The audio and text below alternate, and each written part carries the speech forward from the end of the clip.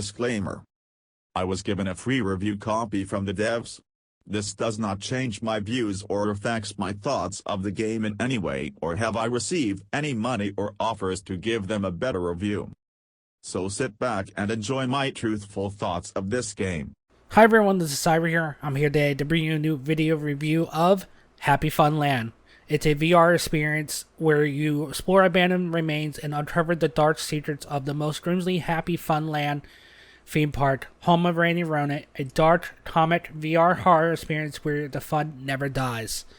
So, I was excited about this game. I love horror. I really tried to reach out to play more VR games. I love comedy, and it looked like an evil Disney World pretty much.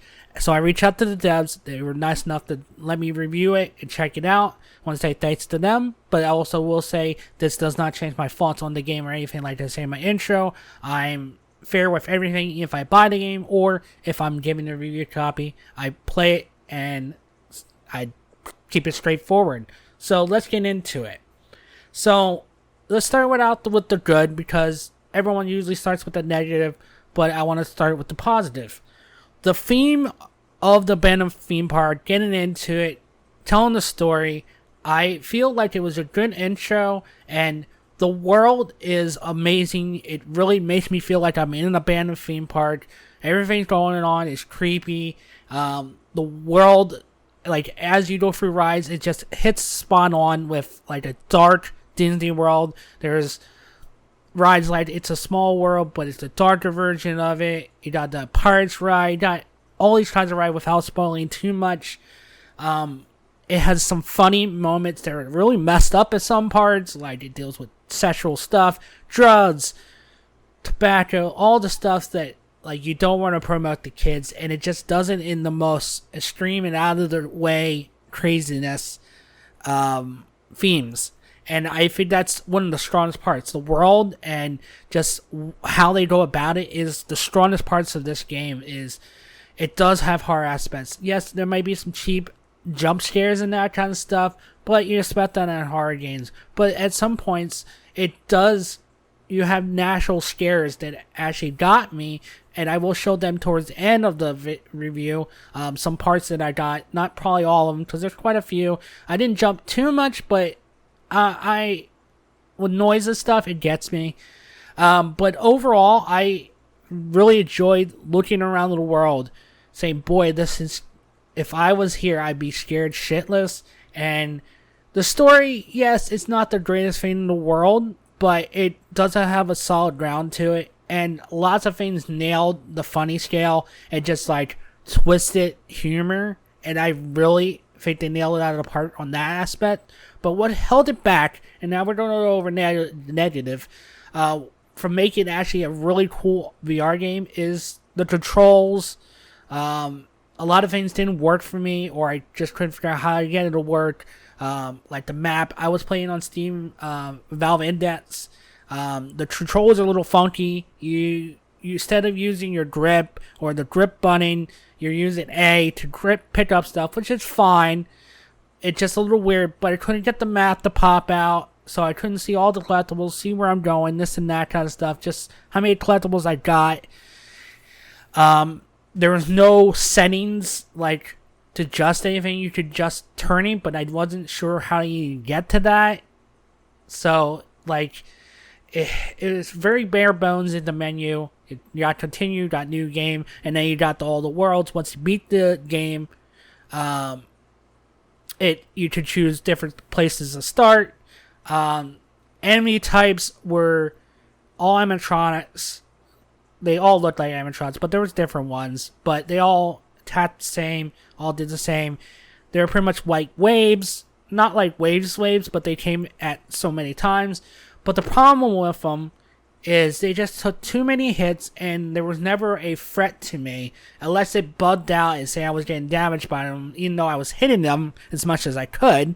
But they took way too many hits. It didn't seem realistic to me, and I just never felt a threat by them. I think if they would have took less hits, like when you hit them, they fall back, and this and that kind of stuff. I was whacking them back and forth, just waving my hands, because no action, didn't matter what you do. It took like 50 hits, and then they finally, their head popped off. The other thing that was very frustrating with this game, and it's usually my favorite part of games if they do have it in, is mini golf. I'm a big fan of mini golf. I love VR mini golf, but this is possibly one of the worst mini golf versions I ever played. It was a good idea, it was just done poorly. I would go for the ball sometimes, or I would hit the ball like I should, and it would go nowhere, or it would go too far. It's just not an enjoyable time. And just like, it didn't work for me. I don't know if it was just the Steam VR version. I tried to watch other people doing it. Some people seemed to have no issues. I think maybe the PlayStation version was a little bit better put together. The Steam VR, just a lot of the connection things didn't work.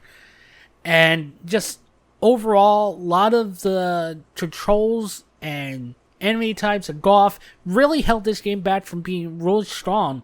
Like, the world can be amazing, but if you have terrible controls and it's a terrible experience, it's just... Now, let's talk a little bit about the ride experiences. Some of the ride experiences I enjoyed because it let me enjoy the weirdness of the ride. And then other ones I had to worry about enemies killing me randomly, and it took me out of the experience where, like, I always had to be ready for them. I couldn't enjoy the world. I would have rather enjoyed that.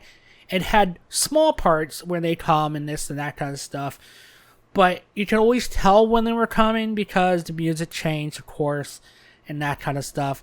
And it just took, like, I would have been more into riding it, and then, like, I got stuck, then I had to defend myself, that kind of stuff. Like, let me experience the experience. You built the ride to experience this, but I always felt like I had to be on guard for certain things. Some things I got to experience, some things I didn't. Like the Haunted Mansion kind of ride, I didn't feel any threat in the enemies. I could enjoy a little bit more, but it is what it is. I overall did enjoy my experience through it.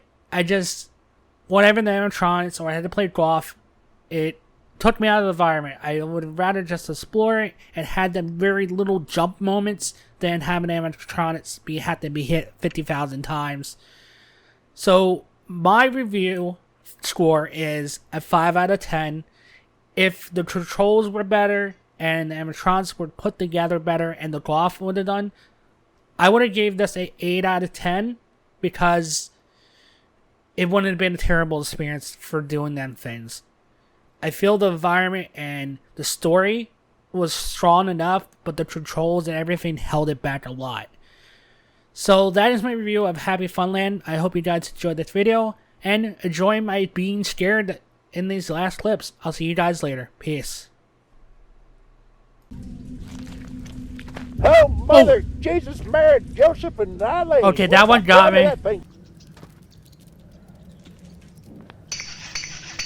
Shut up.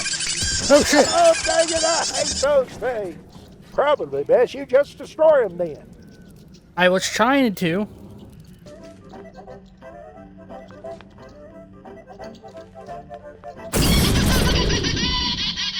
That scared the shit out of me.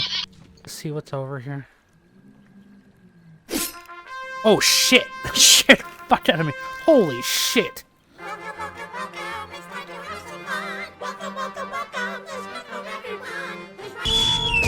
I didn't know where it landed. That scared the shit out of me. Holy shit. Thank you for checking out this video. Make sure you leave a like, comment, and subscribe.